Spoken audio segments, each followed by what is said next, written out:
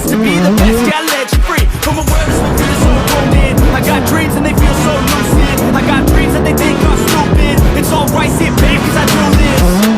I don't take this life for granted, my mind's suspended. It's time for a fight, command of the war. I want more, yeah, I said I want more. Just a life full of hooks, time to even the score.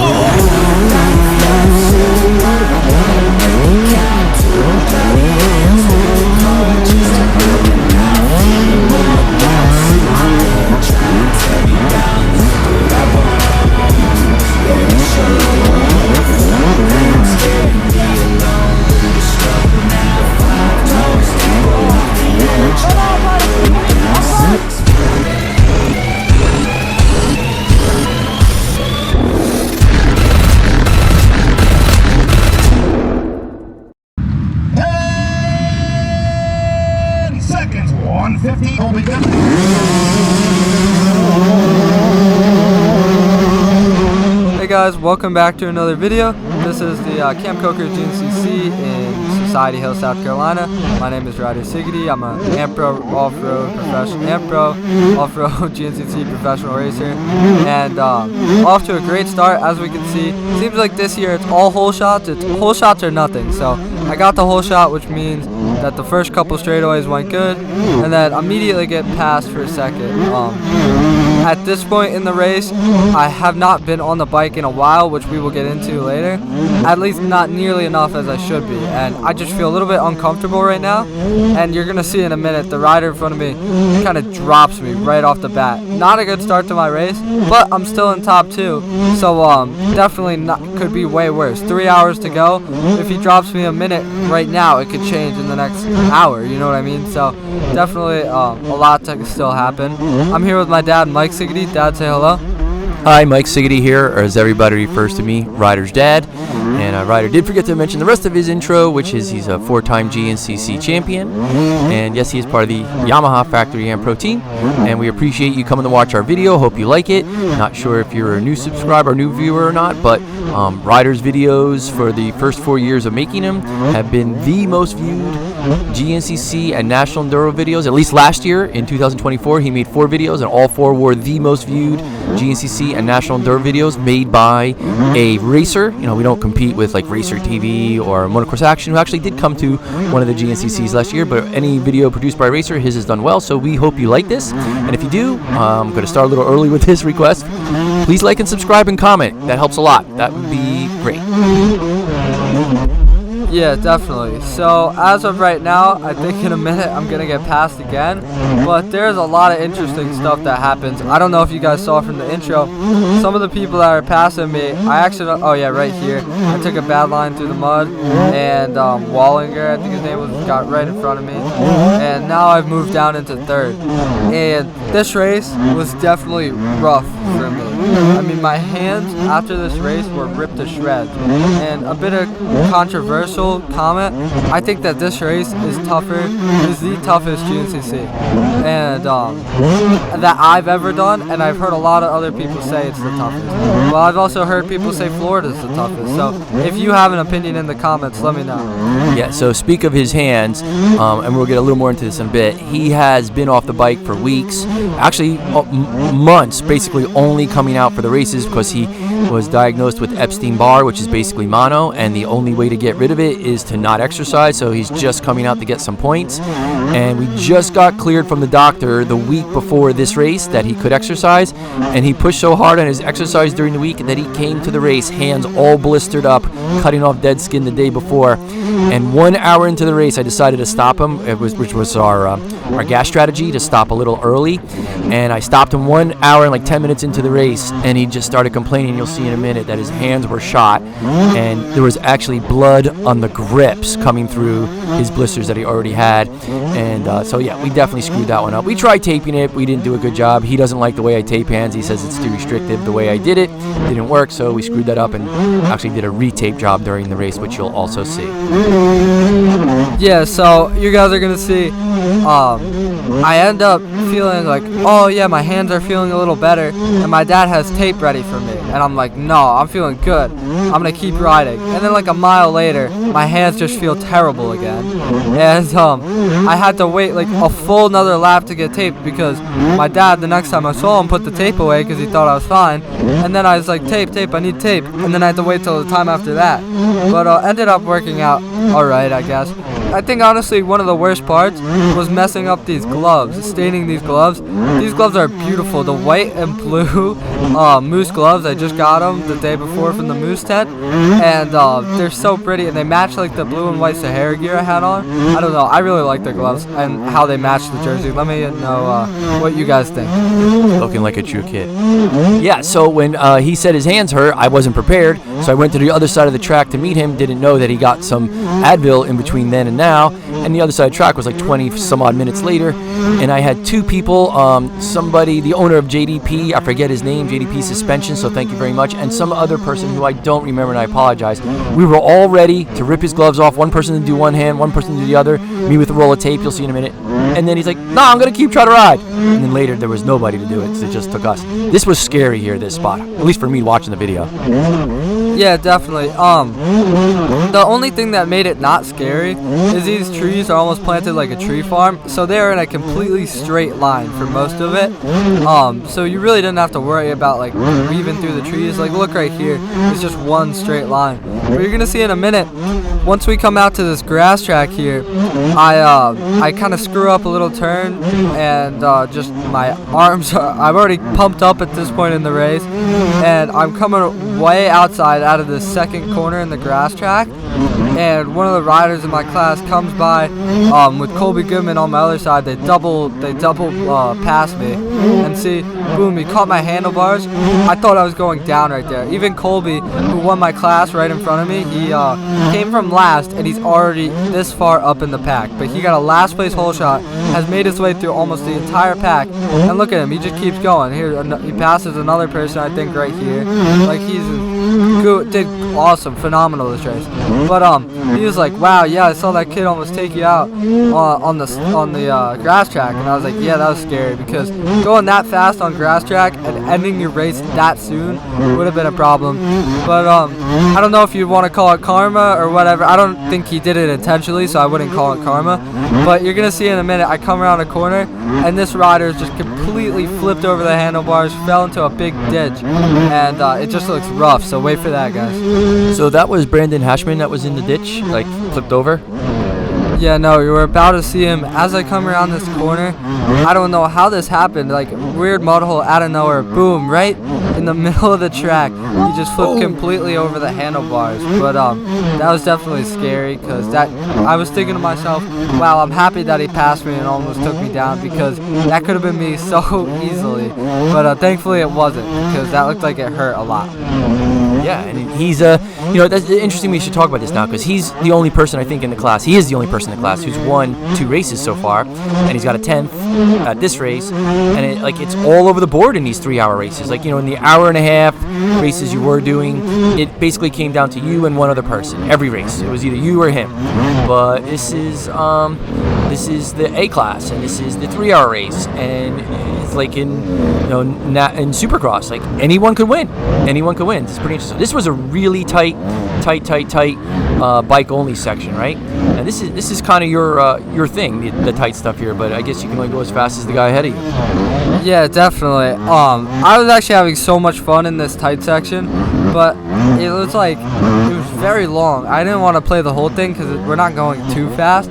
But right in front of me is Joe Shriver. He's been really nice, and he's in my class as well. And there's like very minimal lines here, but there is these lines on the side of that bike only section that you can take. But I was so scared. I was like, if I get caught and stuck in one of those lines, I feel like I'm just gonna ruin my race. Like if I have to spend more than 15 seconds stuck in a line, I was so scared.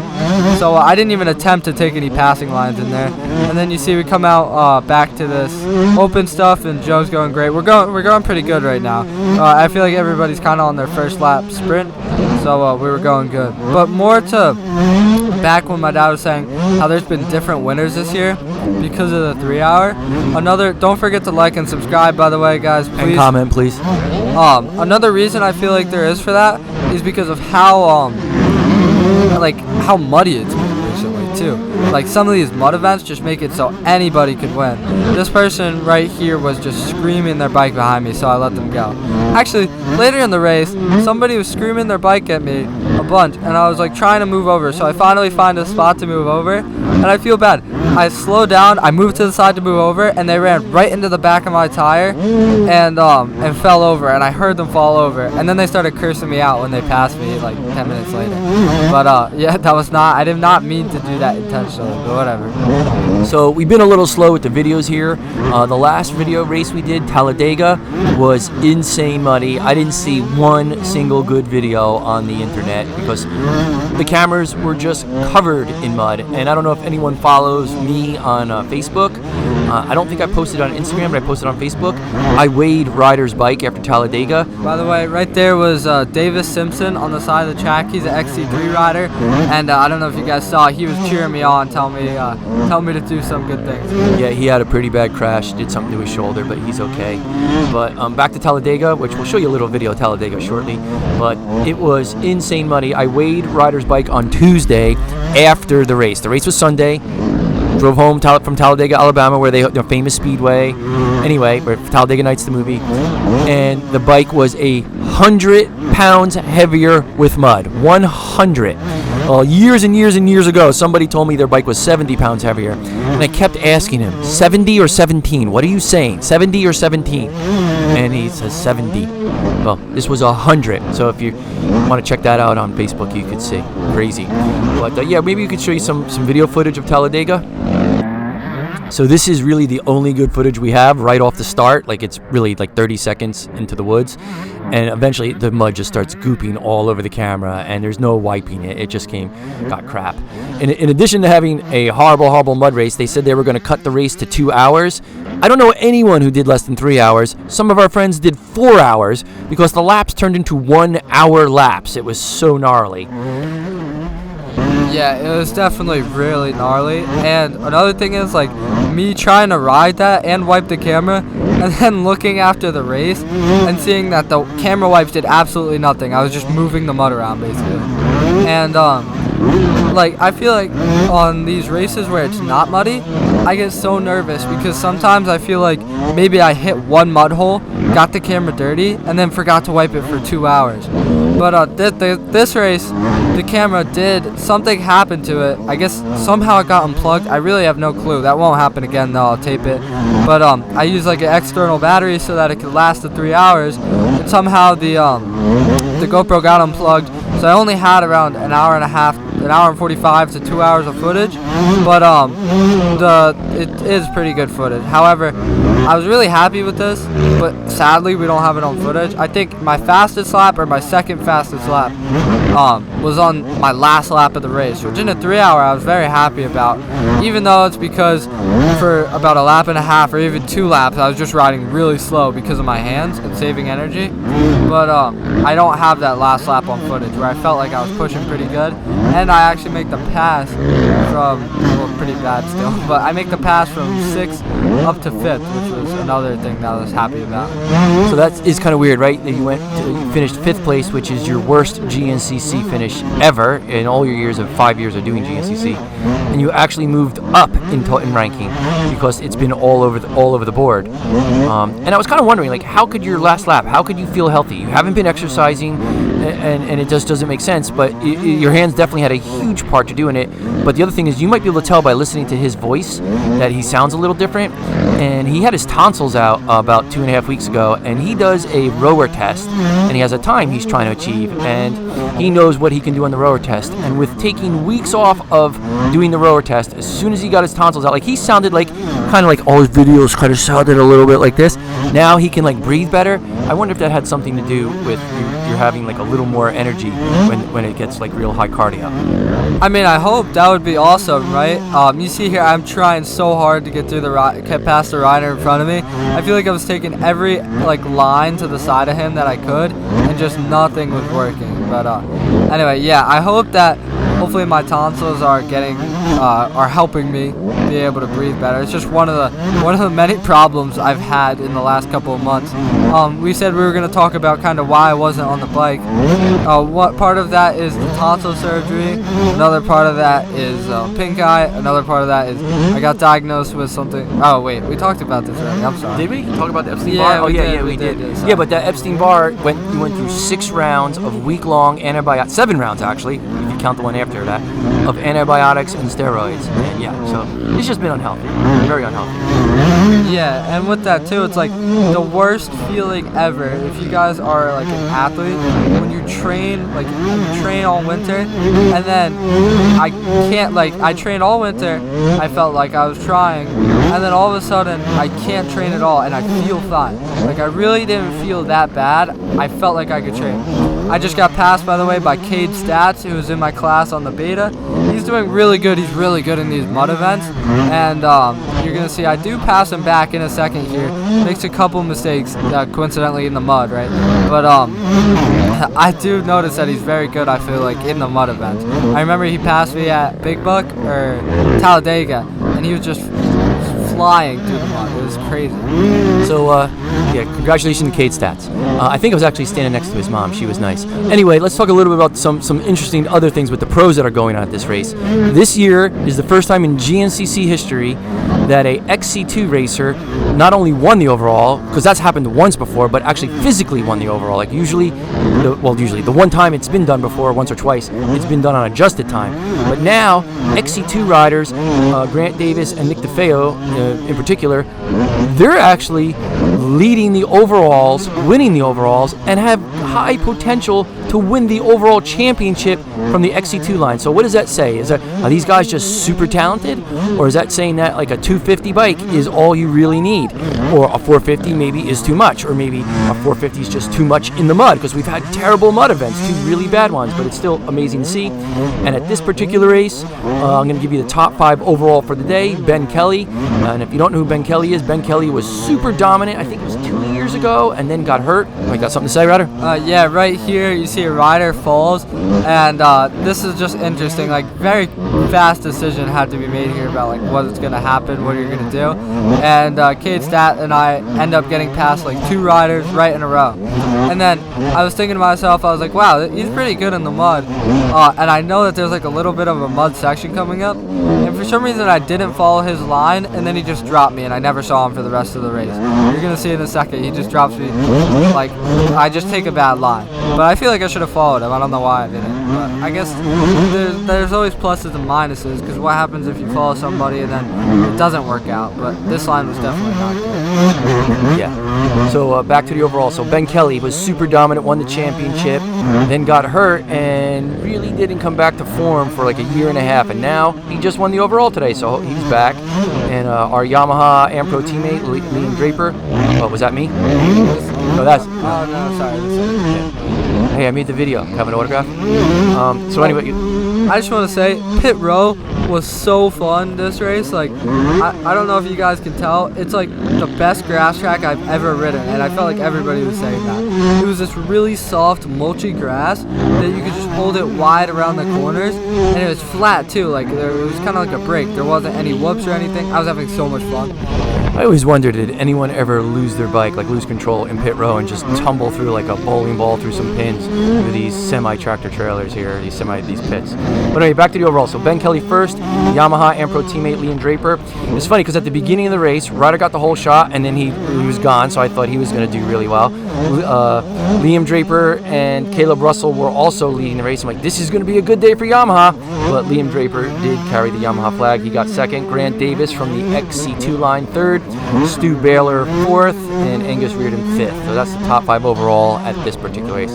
Okay, this is probably the last time we're going to say this. Please, please, please comment. That would help Ryder a huge amount. Like and subscribe. Thank you very much.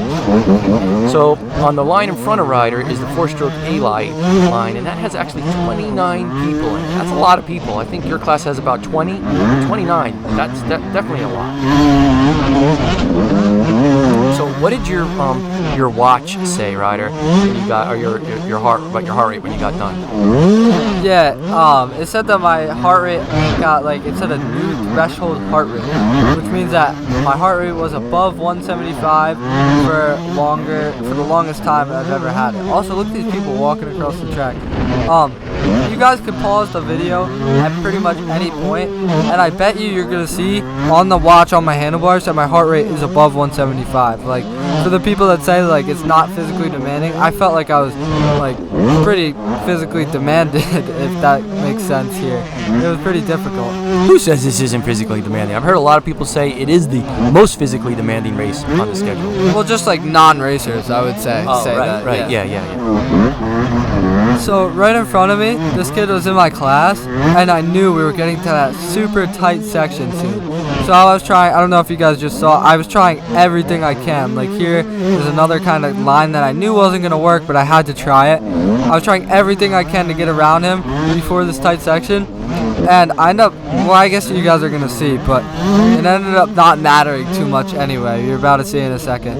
I tried so hard, I like blew right past the berm, but no, I couldn't get in front of him before the section. I was so mad, and then he just does this immediately. So it did not matter whatsoever at all.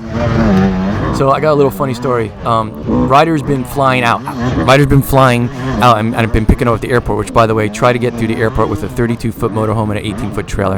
Another cloud. Yeah, I know in some of the lines, like my friend Davi's line, right here, I asked if I could go in front of this guy on the Triumph. He said, I don't know if he said yeah or what, but as I was trying to get around him, I hit a tree and I stopped. And I thought he was going to try to go, so I had to go as fast as I could. But, yeah, and right here, look, another person piled up.